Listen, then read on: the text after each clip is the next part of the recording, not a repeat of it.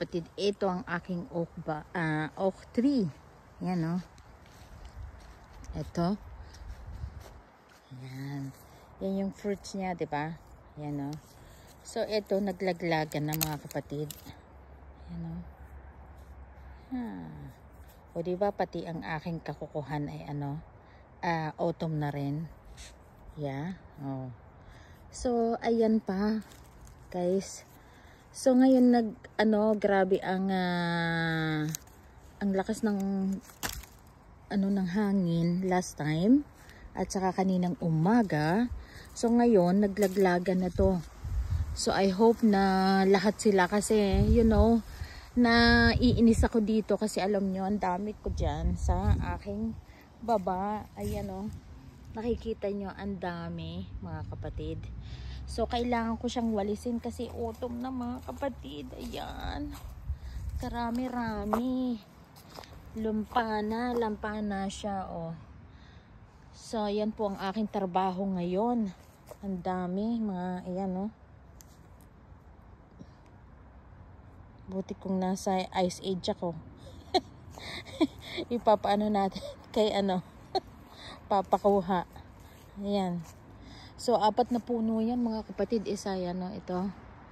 2, 3, 4 pa. Yan yung sa kapitbahay actually. Pero, yung niya, nandito sa garden ko. So, ngayon, dito yan syempre pumupunta. Ayan, no? Mga kapatid. Naglipa na. Yan. Yan. Ang dami. Oh my gosh. Kanina nagwalis na ako. Yan o. Yan, grabe. Buti ko na sana may baboy ako. Papakain. Kasi alam nyo, pwede yan pakain sa baboy. Yan o. Ayan. Ayan siya. Yan o. Winalis ko na nga lang dun eh. Oh. Hanggang dyan. Lahat ng gilid ng grabe. Yan siya. Oh my gosh. Pero ang cute niya, diba? Maganda siya. Pero, yun nga lang matrabaho to. Kung may baboy lang dito, masarap to pakain. Eh, wala akong baboy.